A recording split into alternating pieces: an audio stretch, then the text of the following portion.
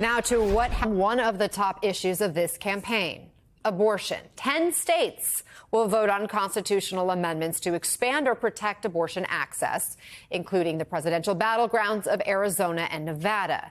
And our new NBC News National poll finds that more voters said abortion is the one issue, an issue that could solely determine their vote and who they vote for in this election, even ahead of immigration and the cost of living.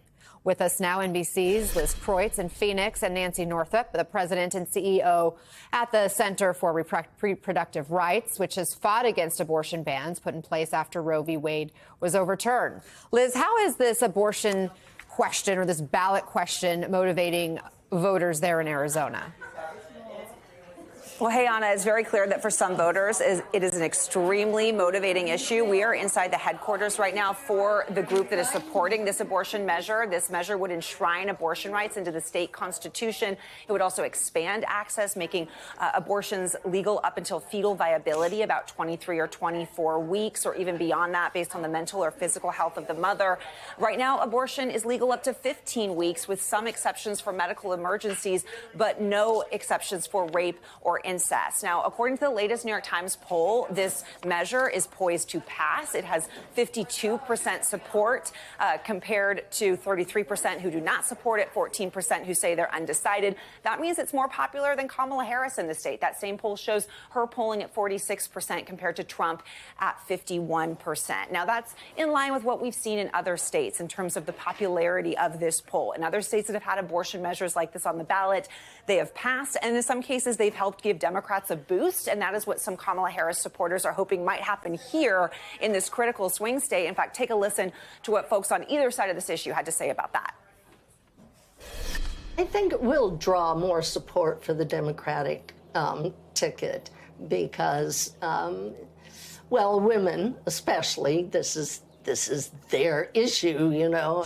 Whether that's going to work, I mean, time will tell. Yeah. Time will tell, and personally, I think money speaks, and considering how expensive things have been, and just because you swap Biden with Harris, it's like she's literally been right there with him this entire time. So I don't see how that's much of a change. Now, that gentleman, he supports former President Trump. He is not supporting this abortion measure, but he said something we've seen reflected in our polling, Anna, and heard from others, which is that, yes, Kamala Harris could get a boost from this issue of abortion, but that the economy and border security are also motivating issues for voters. In fact, Republicans have put a border security measure on the ballot here as well, which some say was a strategy to try to offset any boost Kamala Harris might get from this measure being on the ballot. Anna. Liz Kreutz, thank you very much for bringing us all of that. So, Nancy, I want to read the question that was asked where abortion falls at the top of the list here. It says, do you consider any one issue so important that you would vote for or against a candidate solely on that basis? And again, abortion beats out immigration, beats out protecting democracy, beats out the cost of living. If abortion is such a motivating factor for voters, how do you see that translating in the presidential race? Well, let me just start by saying how important it is and why it is that this is so high on voters' concerns. Because since Roe versus Wade was overturned, it is just a fact, a very, very disturbing, upsetting, and really unacceptable fact that women in every state where abortion is banned, it is dangerous to be pregnant. You know, we have already seen just the tip of the iceberg with women who have been denied emergency care when they have pregnancy complications, the tragic deaths of 2 women in Georgia unnecessarily because of Georgia's abortion ban and complications that they reached. So we are seeing voters care. Think about the work it took to get these on the ballot in 10 states. That shows how motivated people are because they are seeing this in their personal lives. And that's why they work to get it on the ballot. That's why we just saw in Arizona how hard those volunteers were working to be knocking on doors and letting voters know they have the power in their hands in these states to change their state constitutions, to do what Michigan did, to do what Ohio voters did, which is to protect the right to abortion in their states. Nancy, abortion rights ballot measures won in every state where they appeared on the ballot in 2022 and 2023, including conservative-leaning states. So red states, blue states, purple states. What would it mean if we saw a similar result this year? And do you expect to see a similar result?